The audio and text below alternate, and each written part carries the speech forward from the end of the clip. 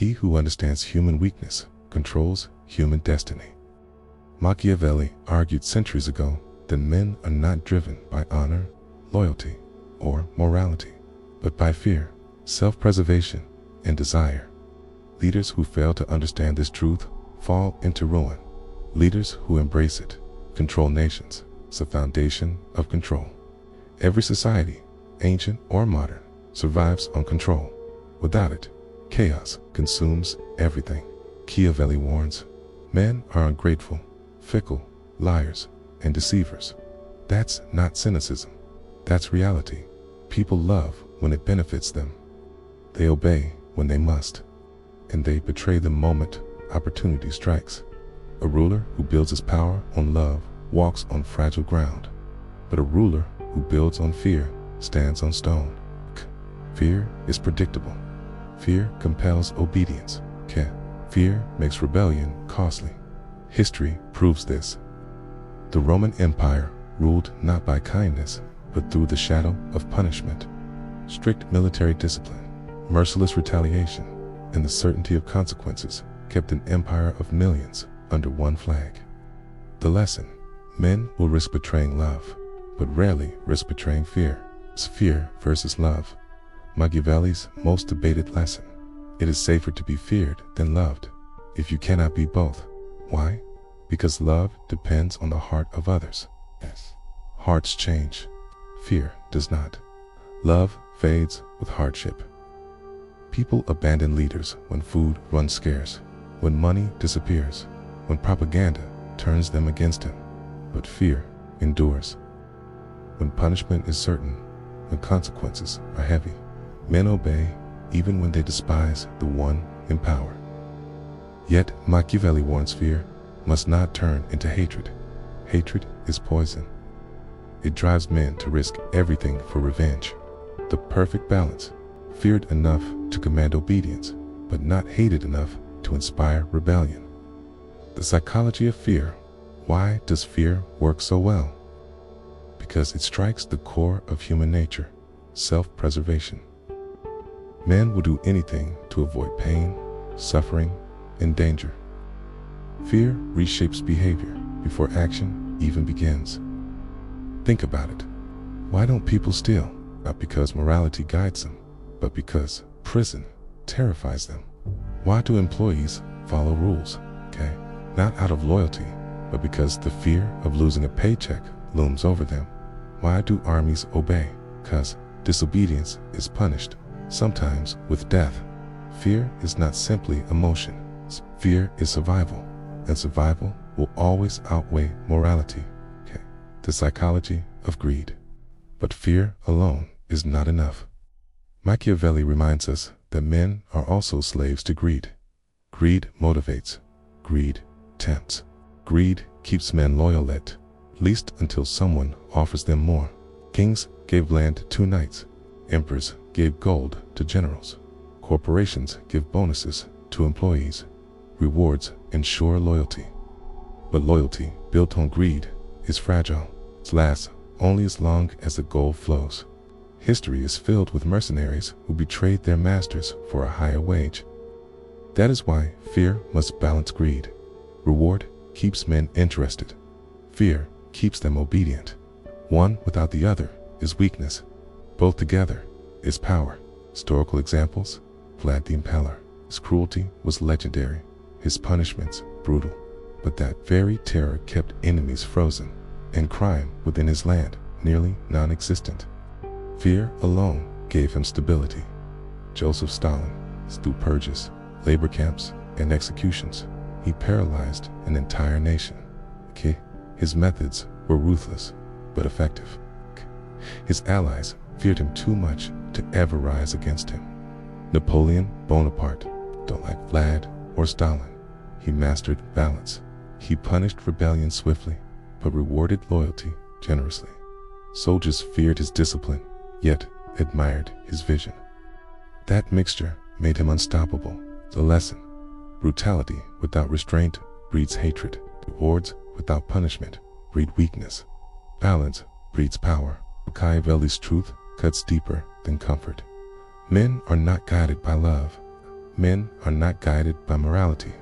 Men are guided by fear and desire. If you want power, whether over nations, businesses, or yourself, you must understand this. Fear controls behavior. Greed controls loyalty. Love is nothing but a fragile illusion. The ruler who commands both fear and desire without ever letting them slip into hatred or corruption is the one who rules the longest. The world has not changed. Only the masks have. Remember, it is not love that builds empires. Tis fear that shapes nations, disciplines armies, and binds people to the will of those who understand human nature. But fear alone is not the weapon of the wise, it's the foundation. On top of it, strategy, patience, and subtlety are built. Fear without foresight breeds chaos. A ruler who terrorizes indiscriminately will not inspire obedience, he will inspire revolt. True power lies in the calculated use of fear. It is not enough that people dread youth, they must also respect the inevitability of consequence. They must understand that every action has a price, and that defiance is a luxury they cannot afford. History is littered with leaders who failed this test. Kings and generals who ruled through terror alone eventually crumbled. Akira accumulates silently, festers unseen, and explodes when least expected. The wise leader tempers fear with structure, with predictable laws, with a clarity that ensures the governed know exactly where they stand. And yet, fear is only half the story. Greed, desire, ambition, these forces pulse in every human heart. A ruler who ignores them does so at his own peril. Men will follow, serve, betray, and conspire, not because they love, but because they want. They chase rewards, titles, power, and wealth. A ruler who can manipulate both fear and greed simultaneously commands not just compliance, but loyalty, conditional, cautious, yet remarkably effective. Take the Roman Empire, for example. Discipline and punishment were feared, but rewards were given to the disciplined, the loyal, and the competent. Soldiers fought not only because disobedience carried death, but because valor brought land, glory, and opportunity.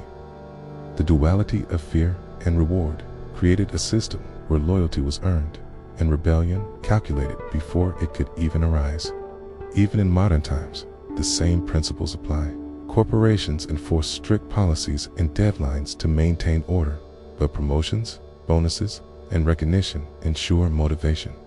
Political leaders legislate with fines and enforce consequences, yet offer economic incentives to encourage compliance. The machinery changes, but the psychology does not. Human nature remains constant. We are creatures of self-preservation and desire. Machiavelli taught us that love is a fleeting illusion.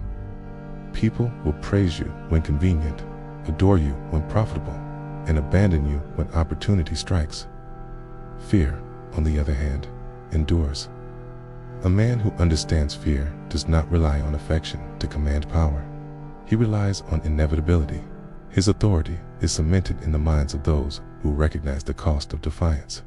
But mastery of fear requires wisdom. Too much, and you inspire hatred, paranoia, and treachery. Too little, and obedience falters.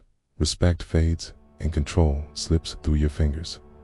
The delicate balance is the mark of the truly powerful, feared enough to deter, respected enough to be followed, trusted enough to be relied upon not out of love, but out of recognition of consequence. Consider Vlad the Impaler, whose terrifying methods kept entire regions in line. His cruelty was infamous, yet it created stability because fear was absolute, precise, and predictable. Consider Napoleon, who tempered strict discipline with rewards and opportunity, cultivating respect alongside fear.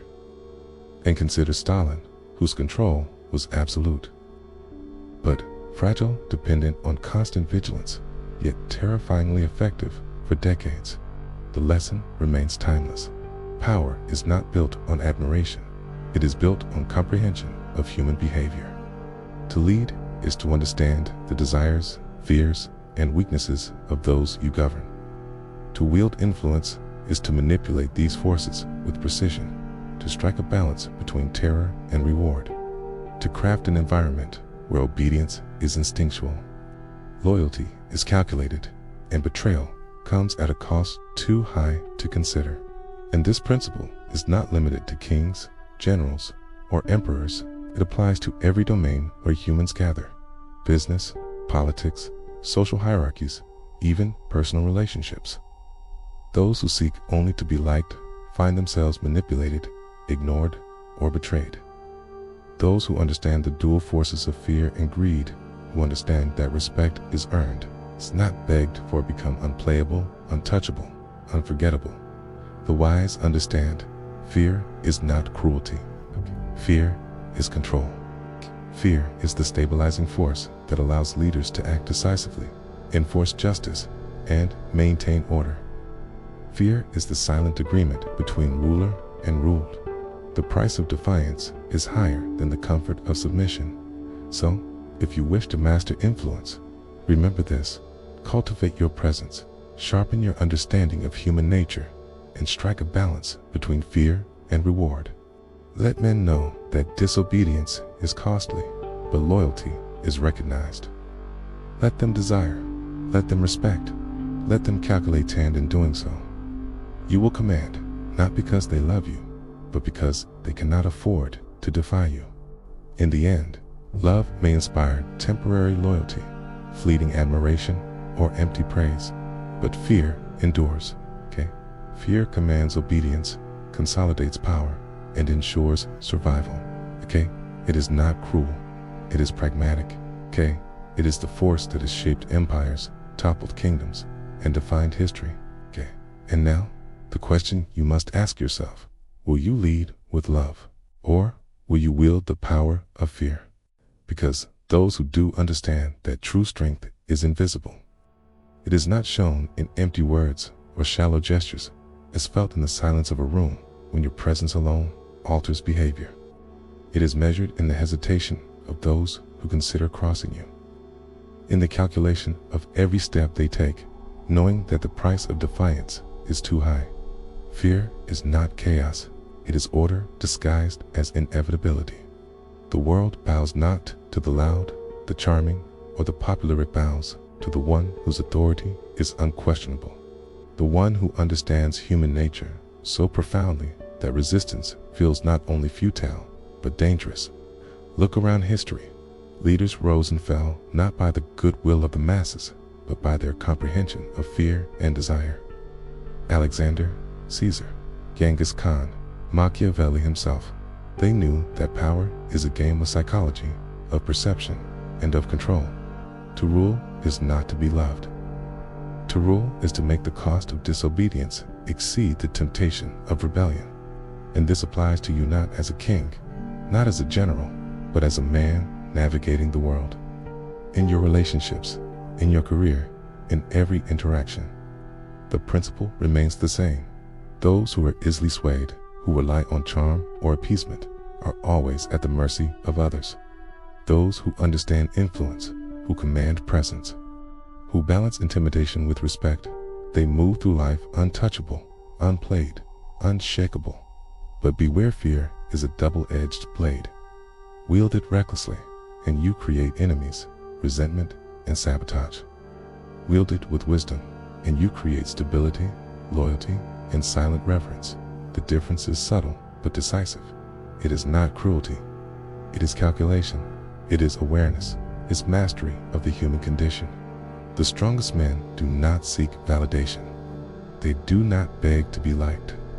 They understand that respect is earned through consequence, that admiration is fleeting, and that influence comes from perception and control. To cultivate fear wisely is to cultivate freedom, freedom from being manipulated. It's freedom from betrayal, freedom from the whims of others.